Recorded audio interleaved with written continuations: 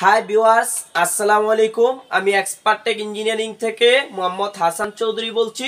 আজকে আমরা একটা ক্লাস নিয়ে আসলাম, যে ক্লাসটা 5 ভোল্ট এবং 3 ভোল্ট সেকশনের ভোল্টেজ উৎপাদন। একটা 5 ভোল্ট এবং 3 ভোল্ট সেকশন কিভাবে ভোল্টেজটা উৎপাদন করে এই বিষয়টাই আমরা দেখব।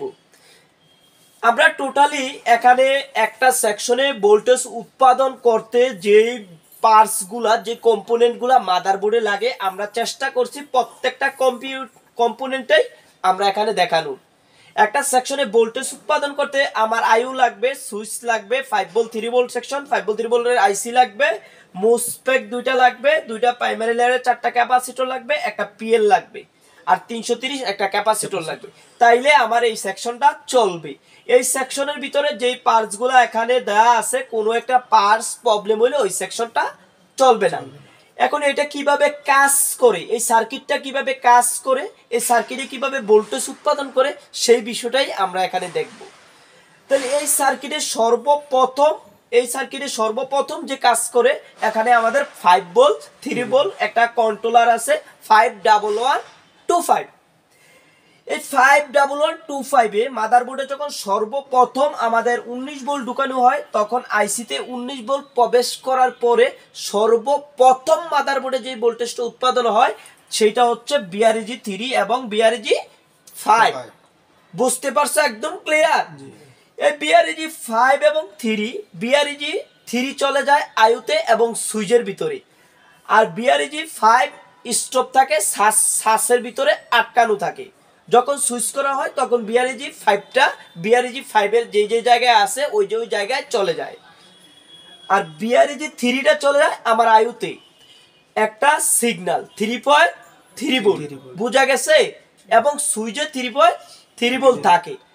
এখন সুইচে যখন ভোল্টেজটা আসে, এই সুইচটা যখন আমি প্রেস করব, সুইচটা যখন আমি চাপবো, একটা সিগন্যাল আমার 5 ভোল্ট 3 ভোল্ট কন্ট্রোলারে আসবে। আমার 5 ভোল্ট 3 ভোল্ট কন্ট্রোলারটা চালু হবে আয়ুর সুইচ যখন করব, আয়ুর মাধ্যমে আমার 5 ভোল্ট 3 ভোল্ট কন্ট্রোলারটা চালু হবে।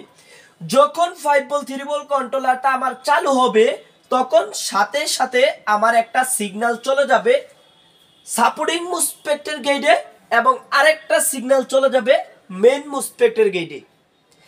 এখন আমার এই প্রাইমারি সেকশন পর্যন্ত কিন্তু সুইচের আগে ভোল্টেজ থাকবে, তাই না? যখন এই প্রাইমারি সেকশন পর্যন্ত ভোল্টেজটা থাকবে, আমরা এখানে 19 ভোল্ট আইসা থাকবে, এখানে 19 ভোল্ট আইসা থাকবে। এই 19 ভোল্টটা যখন আমরা গেট করব, 5 ভোল্ট 3 ভোল্ট কন্ট্রোলারের মাধ্যমে যখন গেটটা করবে, তখন এই ভোল্টেজটা আমাদের এদিকে ট্রান্সফার হবে। বোঝা যাচ্ছে?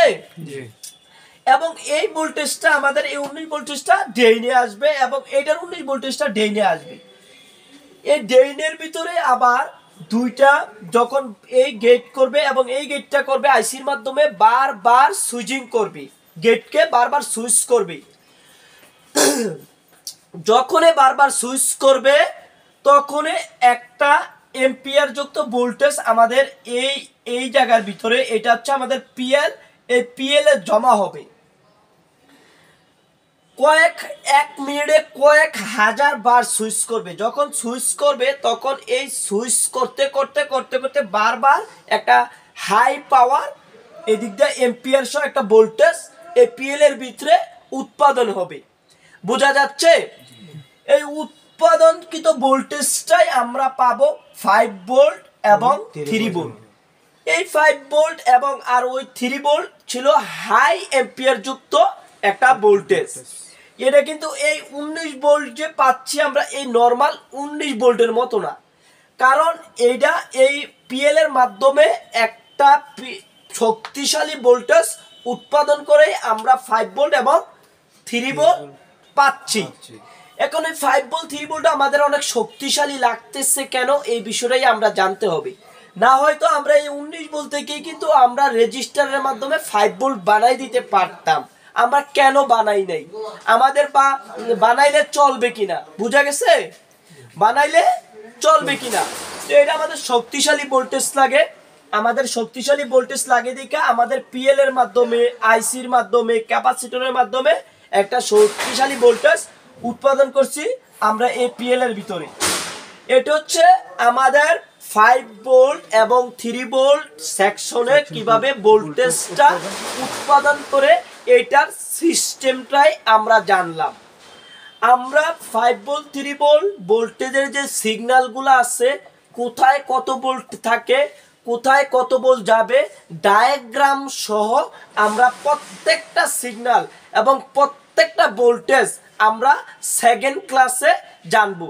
আজকে আমরা যেটা 5 ভোল্ট 3 ভোল্ট সেকশনের অনলি একটা 5 ভোল্ট 3 ভোল্ট সেকশনে কিভাবে ভোল্টেজ উৎপাদন করে বা উৎপাদন হয় এই প্রক্রিয়া অথবা এই সিস্টেমটাই আমরা আজকে জানলাম। তোমরা কি একদম ক্লিয়ার একটা হাই এম্পিয়ার শো ভোল্টেজ কিভাবে উৎপাদন হয় ডায়াগ্রামের ভিতরে? এখন খুব যুক্তিসঙ্গত কথা একটা আমাদেরকে বুঝতে হবে, এখানে কোনো একটা পার্টস যদি প্রবলেম হয় আমাদের ওই সেকশন কি কাজ করবে?